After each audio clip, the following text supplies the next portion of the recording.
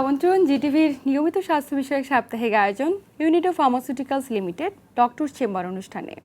প্রিয় দর্শক, আপনাদের সাথে আছি আমি ডাক্তার অর্থি চোখরেভ।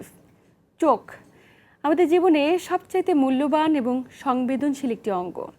তবে চোখের সামনে স্বচ্ছ যে আবরণটি রয়েছে, যেটি আলো ফোকাস করে আমাদের দৃষ্টিশক্তিতে সহায়তা করে, সেই কর্নিয়ায় আমরা মনের অজান্তে নানাভাবে প্রতিনিয়ত ক্ষতিগ্রস্ত করে চলেছি। তবে কী কারণে কর্নিয়ায় একজন ব্যক্তি নানা ধরনের জটিলতা হয়ে থাকে, কোন জায়গাটি থেকে আপনি নিজেকে একটু শুদ্ধ করবেন কিংবা সংবর্ধন করবেন? প্রিয় দর্শক, আজ আমরা কথা বলবো কর্নিয়া নানা ধরনের জটিলতা নিয়ে, সেই সাথে কথা বলবো চোখের ক্যান্সার নিয়ে, কারা আক্রান্তের ঝুঁকিতে এবং কী কারণে একজন ব্যক্তির চোখে ক্যান্সার হয়ে থাকে, হলেই বা সর্বাধুনিক চিকিৎসা পদ্ধতি কী রয়েছে। আলোচনা করবার জন্য স্টুডিওতে আমাদের সাথে উপস্থিত রয়েছেন দুইজন স্বনামধন্য বিশেষজ্ঞ চিকিৎসক। উপস্থিত আছেন অধ্যাপক ডাক্তার কাজী মনিরুজ্জামান, যিনি অধ্যাপক ও বিভাগীয় প্রধান, চক্ষু বিভাগ, ঢাকা মেডিকেল কলেজ ও হাসপাতাল এবং consultant, Hikma eye hospital, general secretary, Bangladesh cornea refractive society. আমাদের সাথে আরও উপস্থিত রয়েছেন ডাক্তার সায়েদ মেহবুবুল কাদির, অ্যাসোসিয়েট প্রফেসর, জাতীয় চক্ষু বিজ্ঞান ইনস্টিটিউট ও হাসপাতাল এবং কনসালটেন্ট, বাংলাদেশ আই হসপিটাল এবং general secretary, Bangladesh oculoplastic surgeon society. দুজনকেই স্বাগত আমাদের আজকের আয়োজনে। ধন্যবাদ স্যার, কর্নিয়া আমাদের চোখের সবচেয়ে মূল্যবান এবং গুরুত্বপূর্ণ একটি অংশ। শুরুতে জানবো যে আমাদের দৃষ্টিশক্তিতে কর্নিয়ার অবদান কতটুকু? আমরা কারো চোখের দিকে তাকালে সাদা অংশের মাঝে যে বৃত্তাকার কালো অংশটিকে দেখি, সেটাই আসলে কর্নিয়া। এটা আমরা যদিও কালো দেখি, আসলে এটা কালো নয়, আপনি ঠিকই বলেছেন, এটা একদমই স্বচ্ছ। এবং আমাদের চশমার যে লেন্স আছে, লেন্স যেরকম স্বচ্ছ, আমাদের কর্নিয়াও সেরকম স্বচ্ছ। কিন্তু ব্যাকগ্রাউন্ডে যেতে আইরিস থাকে এবং আমাদের এশিয়ানদের আইরিসের কালার যেহেতু কালো, এই জন্য আমরা কর্নিয়াকে কালো দেখি। এখন এই কর্নিয়া আমাদের চোখের যে সবচেয়ে বড় রিফ্র্যাক্টিভ অর্গান। আমাদের যে নর্মালি যে লেন্স ব্যবহার করি চশমায়, সেখানে -2, -3, +3 এরকম পাওয়ার থাকে। কর্নিয়ার পাওয়ার হচ্ছে +43 ডায়োপ্টার এবং আমাদের চোখের ভিতরে যে লেন্স থাকে সেটার পাওয়ার মাত্র 17 ডায়োপ্টার। তার মানে আমাদের চোখের যে রিফ্র্যাক্টিভ যে পাওয়ার, সবচেয়ে পাওয়ারফুল অর্গান হচ্ছে কর্নিয়া। আমরা বাইরে যা কিছু দেখি সব কিছু ফোকাস হয়ে রেটিনাতে ফোকাস করার জন্য এই কর্নিয়াই মূলত কাজ করে থাকে। ফলে কর্নিয়া আমাদের চোখের সবচেয়ে গুরুত্বপূর্ণ অংশের মধ্যে একটি। আরও কর্নিয়া সম্পর্কে বিস্তারিত জানবো, কিন্তু একটু স্যারের কাছে যেতে চাই। স্যার, চোখের ক্যান্সার মানে ক্যান্সার কথাটা শুনলে আমাদের ভিতরে একটা আতঙ্ক কিংবা ভয় কাজ করে, এবং সেটা যদি দৃষ্টিশক্তিজনিত ক্যান্সার হয়ে থাকে তাহলে তো আতঙ্কের মাত্রা একদম শীর্ষে। একটু শুরুতে জানবো যে আপনার কাছে যে চোখের ক্যান্সারে আক্রান্তের ঝুঁকিতে বাংলাদেশ সহ বিশ্বব্যাপী কী পরিমাণ ব্যক্তি রয়েছে? আসলে আমাদের রোগীরা ওনারা বিশ্বাস করতে চায় না যে আসলে চোখে ক্যান্সার হতে পারে। যে ওনারা চিন্তা করে যে চোখ তো দেখার জন্য একটা অঙ্গ, চোখে আবার ক্যান্সার হয় নাকি। তো এটা আপনাদের জেনে রাখা উচিত যে আসলে চোখ তো শরীরের একটি অংশ এবং একটি অঙ্গ।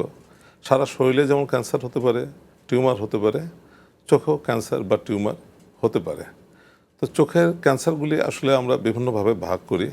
একটা হচ্ছে যে চোখের ভিতরের ক্যান্সার, তারপরে চোখের অক্ষিকোটা, যেটা চোখের বাইরের যে অংশগুলি আছে ওখানে ক্যান্সার, এবং চোখের পাতার ক্যান্সার।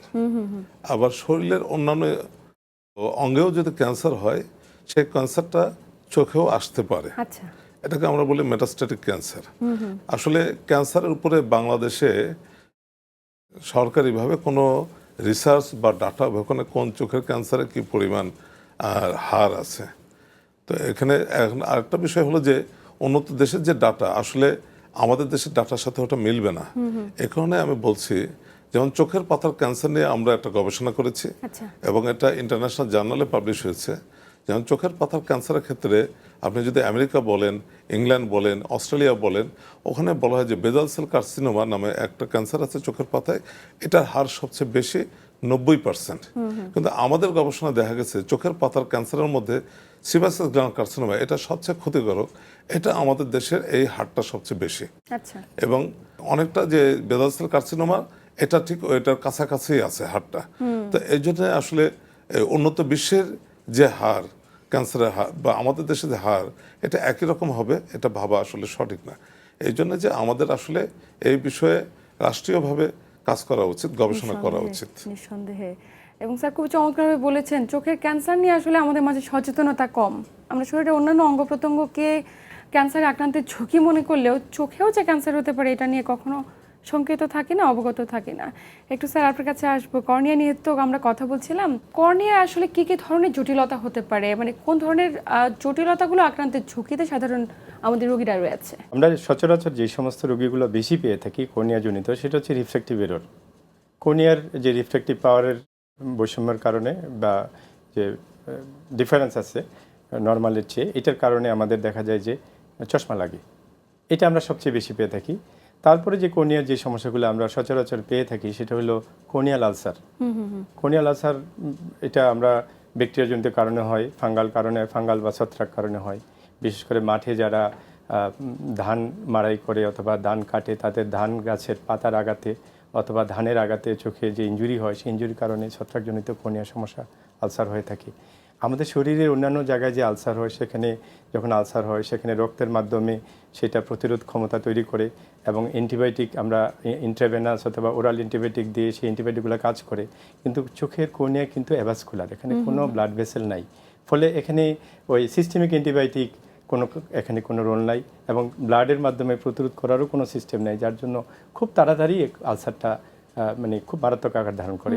আমরা সেক্ষেত্রে ব্যাকটেরিয়াল ক্ষেত্রে অ্যান্টিবায়োটিক এবং ছত্রাকের ক্ষেত্রে অ্যান্টিফাঙ্গাল আইড্রপ ব্যবহার করি, কিন্তু তাতে দেখা যায় যে অনেক সময় খুব জটিল হয়ে যায় ম্যানেজ করা। এই জন্য আমি মনে করি সেক্ষেত্রে এটা আলসার হয়ে যাওয়ার আগে এটা কীভাবে প্রিভেন্ট করা যায় সেটার উপর বেশি গুরুত্ব দেওয়া উচিত।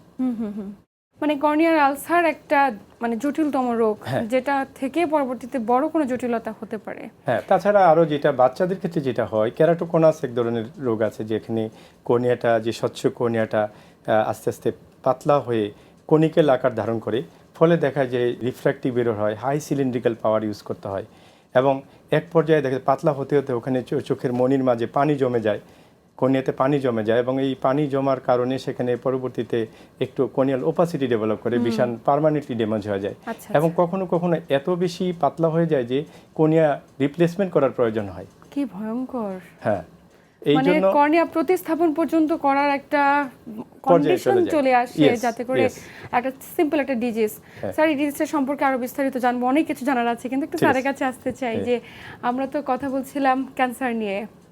চোখে ক্যান্সার হয়েছে কিনা একজন ব্যক্তি কি করে বুঝবে, বোঝার কোনো উপায় রয়েছে কি? আচ্ছা, এখানে একটু বলি যে চোখের ক্যান্সার, যেমন রেটিনোব্লাস্টোমা চোখের ভিতরে ক্যান্সার, এটা হয় আসলে 1 থেকে 5 বছর বয়সে, মানে 1 থেকে 5 বছর না, আসলে ওই 4 মাস 5 মাস বয়সের পর থেকে 5 বছর পর্যন্ত এই সময়টার মধ্যে হতে পারে চোখের ভিতরে ক্যান্সার। বাচ্চাদের সবচেয়ে কমন যেটা হয় রেটিনোব্লাস্টোমা। তো এটা বোঝার জন্যে যেটা চোখের ভিতরে এক ধরনের সাদা স্পট দেখা যায়। তো সাদা স্পট বিভিন্ন কারণে পড়ে, চোখে যদি জন্মগত ছানি পড়ে তাহলে সাদা স্পট দেখা যেতে পারে, চোখে ক্যান্সার হলেও চোখের ভিতরে সাদা স্পট দেখা যেতে পারে। সেই সাথে যদি বাচ্চাদের চোখ টেরা হয়ে যায়, যেটা আসলে আমাদের গ্রাম বাংলায় একটা কথা প্রচলিত আছে, লক্ষ্মী টেরা, এই জন্য ওনারা চিকিৎসা করাতে চান না, যে এটা লক্ষ্মী মনে করে। আর একটা হলো যে চোখটা সামনের দিকে চলে আসতে পারে, চোখ লাল হয়ে যেতে পারে। হ্যাঁ, বাচ্চারা তো আর দৃষ্টির কথাটা বলতে পারে না যে তার দৃষ্টি ঝাপসা হয়ে গেছে। সাধারণত এই রেটিনোব্লাস্টোমার ক্ষেত্রে যে গার্জিয়ান যারা থাকে, অভিভাবক যারা থাকে, ওনারাই আসলে খেয়াল করে যে না, চোখের ভিতরে একটা সাদা স্পট আছে, তারপর চোখ টেরা হয়ে গেছে, চোখ লাল হয়ে গেছে, তখন আমাদের কাছে আসে। আমরা তখন তার চোখ পরীক্ষা করে ক্লিনিক্যালি আমরা এটা সাসপেক্ট করি যেটা চোখের রেটিনোব্লাস্টোমা হতে পারে, এবং সেই সাথে চোখের আলট্রাসোনোগ্রাম, যেটা আমরা বলি বি স্ক্যান, অনেক সময় আমরা সিটি স্ক্যান অথবা এমআরআই করি, কিছু ব্লাডের পরীক্ষা করি, করে আমরা সাসপেক্ট করি যে এটা ক্যান্সার হতে পারে।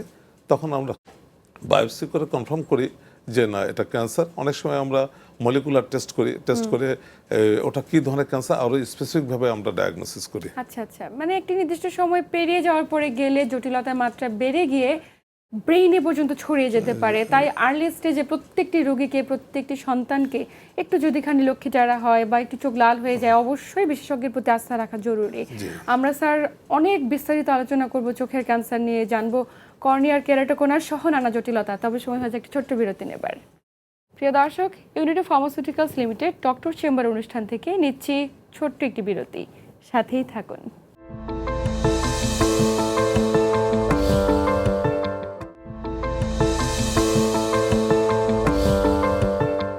প্রিয় দর্শক, বিরতির পর আবারও সবাইকে স্বাগত জানাচ্ছি Unito pharmaceuticals limited doctor chamber অনুষ্ঠানে। আপনাদের সাথে আছি আমি ডাক্তার অর্থি জোখরিফ এবং আমার সাথে আছেন দুইজন বিশেষজ্ঞ চিকিৎসক। স্যার, বিরতির পর আবারও স্বাগত আমাদের আজকের আয়োজনে। বিরতির আগে স্যার কথা বলছিলাম যে কর্নিয়ার অন্যতম একটি জটিলতা কেরাটোকোনাস নিয়ে।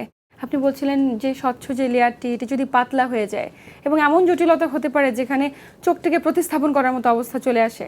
আমরা কখনো চাই না এই অবস্থা কোনো রোগী যাক, তাই একটু আর্লি স্টেজে আপনার কাছ থেকে সচেতন হতে চাই, জানবো যে কি কারণে একজন ব্যক্তির কেরাটোকোনাস হতে পারে। কেরাটোকোনাস কি কারণে হয় এক্স্যাক্টলি এটা মানে ওরকম ভাবে নির্দিষ্ট করে বলা নাই, তবে এখানে একটা জেনেটিক একটা বিষয় জড়িত আছে। তাছাড়া কিছু পারিপার্শ্বিক কিছু বিষয় আছে, যাদের বাচ্চা অবস্থা যাদের চোখের অ্যালার্জি প্রচুর থাকে, এটাকে বলে ভার্নাল কেরাটোকনজাংটিভিটিস। তাদের মধ্যে যারা চোখ রাবিং করার অর্থাৎ চোখ কসলানোর যে অভ্যাস আছে, বদ অভ্যাস, এটা যাদের থাকে তাদের কেরাটোকোনাসের মাত্রা অনেক বেশি হয়। আচ্ছা, তাছাড়া এমনি বোঝার কোনো নর্মালি কেরাটোকোনাস হয়েছে কিনা চোখ দেখে বোঝার কোনো উপায় থাকে না। মানে উপসর্গেরও কোনো বহিঃপ্রকাশ নেই? উপসর্গের বহিঃপ্রকাশ কিছুটা আছে, সেটা হচ্ছে যে চশমার প্রয়োজন হয় এবং চশমার মধ্যে দেখা যায় যে টোরিক লেন্স লাগে, যেখানে সিলিন্ড্রিক্যাল এক্সিস থাকে 180 ডিগ্রি, 90 ডিগ্রি অথবা 135 ডিগ্রি, 45 ডিগ্রি, বিভিন্ন অ্যাঙ্গেলের একটা ডিগ্রি থাকে। যাদের এই এক্সিসটা থাকে এবং চশমা দেওয়ার পরেও দেখা যায় যে ভালো দেখে না, 6/6 আসে না, বুঝতে হবে তাদের এই কেরাটোকোনাস থাকার সম্ভাবনা আছে। সেই ক্ষেত্রে আমরা যেটা করি, আমরা স্লিট ল্যাম্পে খুব ভালোভাবে যখন পরীক্ষা করি, প্রাথমিক পর্যায়ে স্লিট ল্যাম্পেও ভালো বোঝা যায় না যে কেরাটোকোনাস আছে কিনা। সেক্ষেত্রে আমাদের একটা পরীক্ষা আছে, সেটা হচ্ছে কর্নিয়াল টোমোগ্রাফি অথবা পেন্টাকাম। এর মাধ্যমে আমরা কর্নিয়াল ম্যাপিং করে তখন বুঝতে পারি কর্নিয়ার কার্ভেচারটা কনিক্যাল হচ্ছে কিনা, থিনিং হচ্ছে কিনা, এটা দেখে আমরা বুঝতে পারি।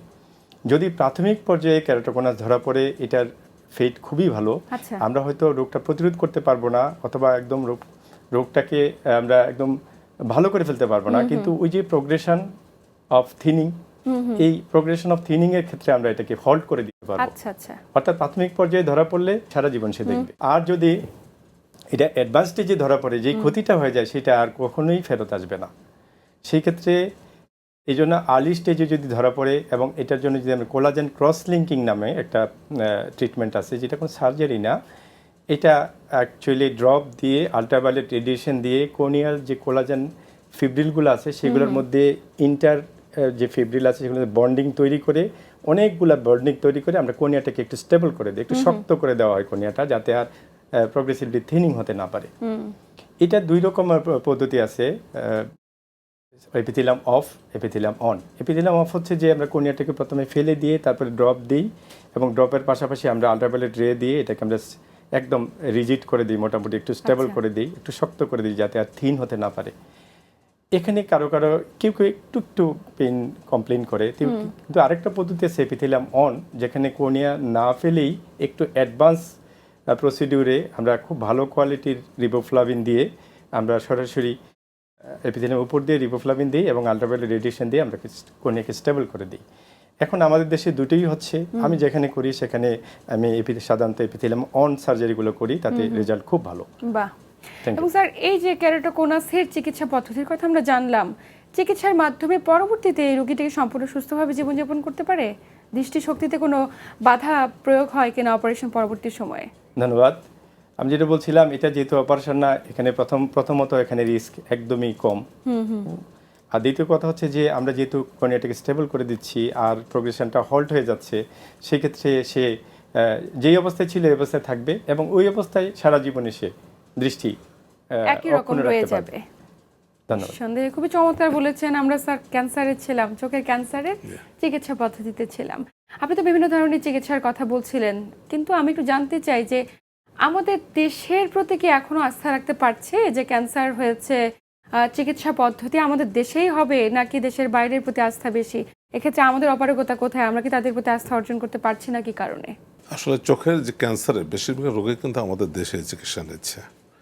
যেমন আমি চোখের পাতা দিয়ে শুরু করি। চোখের পাতার যে ক্যান্সার হয়, এটা আমরা ক্লিনিক্যালি আমরা ডায়াগনোসিস করি। ডায়াগনোসিস করার পরে এটা মূল চিকিৎসাই হচ্ছে সার্জারি। সার্জারি করার পরে সাপোজ ধরেন আপনার চোখের উপরের পাতায় ক্যান্সার হয়েছে, তাহলে আমরা ক্যান্সারযুক্ত অংশটা আমরা কেটে ফেলি, তাহলে তো পাতায় একটা গ্যাপ থেকে যাচ্ছে। তাহলে ওই পাতাটাকে আমরা রিকনস্ট্রাকশন করে দিই এবং সার্জারির পরে খুব একটা বোঝা যায় না। অনেক ক্ষেত্রে যেটা দেখা যায় যে পেশেন্ট অনেক সময় মনে করছে না চোখে একটা গোটা হয়েছে, যে গ্রাম বাংলায় যেটা বলে অঞ্জলি হয়েছে, উনি এটা ইগনোর করেন বা অবহেলা করেন করে অনেক পরে আসছে যখন ক্যান্সারটা চোখের অক্ষিকোটরে চলে যাবে। একদম। অনেক সময় আমাদের চোখের চারপাশে সাইনাস আছে, সাইনাসে চলে যায়, তখন এই ক্ষেত্রে এটা শুধু সার্জারি করলেও অনেক সময় তার Proper correctionটা আসে না। কারেকশন হয় না, সেই সাথে তার রেডিয়েশন থেরাপি, কেমোথেরাপি প্রয়োজন হয় এবং অনেক বেশিরভাগ ক্ষেত্রে এই পেশেন্টগুলি আবার এই ক্যান্সার হতে পারে এবং শরীরে অন্য জায়গায়ও ছড়িয়ে যাওয়ার সম্ভাবনা থাকে। আচ্ছা। এই জন্যে রোগী বা রোগীর অভিভাবকদের প্রতি আমার যেটা প্রত্যাশা থাকবে বা ওনাদের প্রতি আবেদন থাকবে যে আপনারা চোখের পাতায় যদি কোনো গোটা বা কোনো ঘা জাতীয় জিনিস বা আলসা জাতীয় জিনিস আপনি দেখেন বা মনে করেন, তাহলে অবশ্যই একজন চক্ষু বিশেষজ্ঞের শরণাপন্ন হবেন। আসলে চিকিৎসায় অবহেলা করতে নেই। সব কথার উপর একটাই বারবার আমরা বলতে চাই আলোচনার মাধ্যমে যে অবশ্যই আর্লি স্টেজে যে কোনো চোখের জটিলতা হলে চিকিৎসকের কাছে গিয়ে সেটি শনাক্তকরণ করাটা অত্যন্ত জরুরি।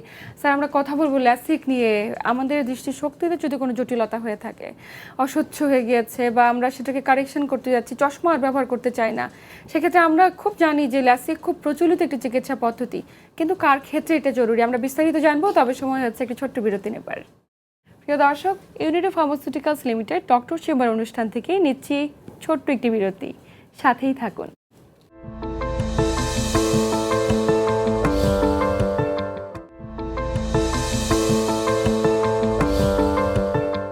প্রিয় দর্শক, বিরতির পর আবারও সবাইকে স্বাগত জানাচ্ছি Unito pharmaceuticals limited doctor chamber অনুষ্ঠানে। আপনাদের সাথে আছি আমি ডাক্তার অর্থি জোখরিফ এবং আমার সাথে আছেন দুজন স্বনামধন্য বিশেষজ্ঞ চিকিৎসক। স্যার, বিরতির পর আবারও স্বাগত আমাদের আজকের আয়োজনে। ধন্যবাদ। বিরতির আগে কথা বলছিলাম যে আমাদের দৃষ্টিশক্তি যখন অস্বচ্ছ হয়ে যায় বা কোনো জটিলতা হয়, তখন আমরা অনেক ক্ষেত্রে আস্থা রাখি ল্যাসিক সার্জারির উপর, কিন্তু এটা একটু স্পষ্ট করে আপনার কাছে জানতে চাই যে ল্যাসিক সার্জারিটা আসলে কোন ক্ষেত্রে জরুরি? লেসিক আসলে অনেকে লেসিক কি এই জিনিসটা বুঝতে চায়। আমি প্রথমে এটা বলি, লেসিক হচ্ছে লেজার ইনসিটু ক্যারোটিমিলোসিস। এটা হচ্ছে যে লেসিকের মাধ্যমে আমরা যেটা করি, কর্নিয়ার যে কার্ভেচার আছে, যেই কারণে আমরা আমাদের অনেক পাওয়ারের চশমা লাগে, সেই যে রিফ্র্যাক্টিভ এরর সেটা কারেকশন করার জন্য কর্নিয়ার কার্ভেচারটা চেঞ্জ করে দেওয়া হয় লেজারের মাধ্যমে। এটাই হচ্ছে লেসিক বেসিক্যালি। এখানে যে কোনো পাওয়ারেই লেসিক করা যায়, তবে সাধারণত আমি সাজেস্ট করব যাদের পাওয়ার -3 উপরে বা +3 উপরে, যাদের চশমা খুললে অনেক কম দেখে, চশমা ছাড়া চলেই না, তারা যদি চশমা পড়তে না চায় তাহলে চশমার বিকল্প হিসাবে লেসিক অনেক ভালো। এবং এখন অনেক আধুনিক লেসিক চলে আসছে যার সাইড এফেক্ট অনেক কম, ফলে আমরা লেসিকের উপর আস্থা রাখতে পারি। এবং বিশেষ করে যাদের -4, -5, +4, 5, 6, 7, 8, 9, ইভেন -10 পর্যন্ত আমরা এটা কারেক্ট করতে পারি। সেই ক্ষেত্রে আর কখনোই চশমা পড়তে হবে না। এক সময় ছিল যখন চশমা পড়তে হতো 40 বছর হলে, এটাকে বলা হয় প্রেসবায়োপিয়া। এখন যে নতুন লেসিক চলে আসছে প্রেসবিয়ন্ড, সেখানে সেটাও কারেকশন করা যায়। অর্থাৎ এখন লেসিকের মাধ্যমে আর কখনোই চশমা পড়তে হবে না, লাইফ লং। স্যার, একটু যাবো যে চোখের ক্যান্সার নিয়ে তো আলোচনা করছিলাম, চিকিৎসা পদ্ধতির একটি ধাপে ছিলাম যে কাদের ক্ষেত্রে সার্জারি প্রয়োজন এবং কাদের ক্ষেত্রে কেমোথেরাপি প্রয়োজন, এটা আপনারাই সুনির্দিষ্টকরণ করেন। কিন্তু আসলে এই যে বিভিন্ন পদ্ধতি বা বিভিন্ন ধাপ, আমাদের দেশে কতগুলো মানুষ আসলে সবগুলো সম্পূর্ণ করতে পারে নাকি আস্থা হারিয়ে ফেলে, চিকিৎসা ছেড়ে দেয়? আসলে এই ক্যান্সার চিকিৎসাটা কিন্তু একটা টিম অ্যাপ্রোচ। যেমন এক্ষেত্রে চক্ষু বিশেষজ্ঞ, বিশেষ করে যারা অকুলোপ্লাস্টিক এবং অকুলার অনকোলজিস্ট প্রয়োজন আছে, সেই সাথে রেডিয়েশন অনকোলজিস্ট, এটা মেডিকেল অনকোলজিস্ট, মানে একটা টিম অ্যাপ্রোচ লাগে। অনেক সময় সার্জারির ক্ষেত্রেও যে অকুলোপ্লাস্টিক সার্জনের সাথে ম্যাক্সিলোফেসিয়াল সার্জন, অনেক সময় নিউরো সার্জন একসাথে কম্বাইন্ডলি সার্জারি করার প্রয়োজন হতে পারে। আপনি যে প্রশ্নটা করেছেন, আমি একটা উত্তর দিই। এটা 10 বছর আগের কথা। আমি তখন 2014 সালের কথা, প্রথম দিকে, হ্যাঁ 10 বছর আগে জাতীয় চক্ষু বিজ্ঞান ইনস্টিটিউটে এসেছি। তো একটা মেয়ে 11 বছর বা 12 বছর বয়স, তো তার অক্ষিকোটরে ক্যান্সার, এটা বলা হয় র্যাবডোমায়োসার্কোমা। তো আমরা সার্জারি করছি, সার্জারি করে ডায়াগনোসিস করছি। তো সন্তান অ্যাবডোমিনাল সার্কোমার কিন্তু তার সার্ভাইভাল রেট কিন্তু অনেক ভালো, অ্যাবাউট 90%। তো এখানে সার্জারির পরে কেমোথেরাপি এবং রেডিয়েশন থেরাপির প্রয়োজন হয়। এটা আমরা রেডিয়েশন অনকোলজিস্ট আর মেডিকেল অনকোলজিস্টের সাথে কথা বলে ওনারা যেভাবে ডিসিশনটা দেয়। তো রোগীর গার্জিয়ানকে বলেছিলাম যে ওনার কিন্তু পরে চিকিৎসাটা এখানে শেষ না, আচ্ছা। সার্জারিটা হচ্ছে চিকিৎসার পার্ট, তার চিকিৎসার অর্ধেক পার্ট কিন্তু বাকি আছে, একদম। যে কেমোথেরাপি রেডিয়েশন থেরাপির প্রয়োজন। আমরা ক্যান্সার হসপিটালে রেফারও করছি, কিন্তু পেশেন্টের গার্জিয়ান মনে করেছে যে সার্জারি যেহেতু হয়ে গেছে চিকিৎসা শেষ হয়ে গেছে, ওনারা ওখানে যান নাই। সে পেশেন্ট 1 বছর পরে যখন আমাদের কাছে আসছে, সে আবার সে ক্যান্সার রিকারেন্স নিয়ে আসছে, আচ্ছা। এবং তার এটা তখন অনেক স্প্রেড করে গেছে। এখন তখন আমরা পুনরায় আবার সার্জারি করছি, করে আবার তখন ওনারা কেমোথেরাপি নিয়েছেন, রেডিওথেরাপি নিয়েছেন। আলটিমেট কিন্তু পেশেন্টটা বাঁচানো মানে যায় না, তখন অলরেডি অনেক দেরি হয়ে দেরি গিয়েছে। হয়ে গেছে। এটা হয়তো বা আমাদের দেশের প্রত্যেকটা সাধারণ মানুষের কমন চিত্র আপনি এটা গল্পের মাধ্যমে তুলে ধরলেন। স্যার, একটা বিষয় প্রশ্ন জানার আছে আপনার কাছে। আমরা তো জানি ক্যান্সার মানে মৃত্যু, এবং শরীরে যে কোনো অঙ্গ প্রত্যঙ্গে যদি কোনো ক্যান্সার হয়ে থাকে আমরা ধরেই নেই ব্যক্তিটির হয়তো বা চিকিৎসা যতই করি দিনের একটি নির্দিষ্ট সময় পরে গিয়ে তিনি মারা যাবেন। কিন্তু চোখের ক্যান্সার আসলে কতটুকু নিরাময়যোগ্য, বা এটা কি মৃত্যুর কারণ হতে পারে কিনা? এটা মৃত্যুর কারণ হতে পারে, যেটা প্রথমে আমি বলছি যে আর্লি ডায়াগনোসিস, আর্লি ম্যানেজমেন্ট। আমরা প্রথমে যে ধরতে পারি না তার ক্যান্সারের অস্তিত্ব আছে, আমাদের প্রথম লক্ষ্যটা কি থাকে যে চোখের দৃষ্টিটা সংরক্ষণ করা, তারপরে চোখটাকে সংরক্ষণ করা, তারপরে তার জীবনটা সংরক্ষণ করা। তো বেশিরভাগ ক্ষেত্রে যখন আসে তখন দেখছে যে এই রেটিনোব্লাস্টোমাটা অনেক অ্যাডভান্স স্টেজে চলে গেছে। ওই ক্ষেত্রে আর ভীষণটাও, তার দৃষ্টিটাও আমরা সংরক্ষণ করতে পারি না, তার চোখটাকেও আমরা সংরক্ষণ করতে পারি না। তখন তার লাইফ সেভিংসের জন্য আমরা সার্জারি এবং অন্যান্য চিকিৎসার মধ্যে যাই। এই জন্যে আমার মানুষের প্রতি একটাই অনুরোধ থাকবে যে আপনারা যখনই মনে করবেন যে চিকিৎসকের কাছে আসুন, আর্লি ডায়াগনোসিস মানে চিকিৎসা, যদি রোগটা তাড়াতাড়ি ধরা যায়, চিকিৎসাটা দ্রুত শুরু করা যায়, তাহলে ওই যে বলে যে ক্যান্সার হলে মানুষ মারা যাবে, এটা আসলে একটা ভুল কথা। একদমই এটা ভুল কথা। সঠিকভাবে যদি আমরা চিকিৎসা চালিয়ে যেতে পারি এবং পুরো কোর্স সম্পূর্ণ করতে পারি, যে কথাটি বলছিলেন টিম ওয়ার্ক, এটা যদি আমরা সম্পূর্ণ করতে পারি তাহলে হয়তো বা রোগী থেকে সর্বোচ্চ জীবন যাপন করার একটা পর্যায়ে নিয়ে যেতে পারি। এবং চিকিৎসক আপনাকে একটা উদাহরণ দিই। 2013 সালে আমি এটা নাটোরের বাড়ি, আমি অপারেশন করেছিলাম। তার বয়স তখন ছিল 4 বছর। আর তার চোখের ক্যান্সার ছিল, রেটিনোব্লাস্টোমা। সেই ছেলে এই কয়েকদিন আগে আমার চেম্বারে আসছে ফলো আপের জন্য। তো সে এখন ইন্টারমিডিয়েটে পড়ে। আচ্ছা আচ্ছা। মানে সে এসএসসি পাস করেছে, এখন কলেজে পড়ে। বাহ।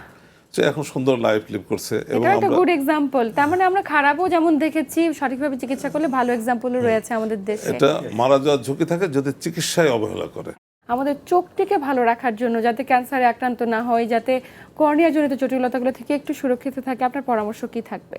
একটা পরামর্শ থাকবে আমাদের স্বাভাবিক জীবনযাপন করা, এবং যে অনেক সময় যে কার্সিনোজেনিক যে এজেন্টগুলি আছে, ভেজাল মুক্ত খাবার খাওয়া।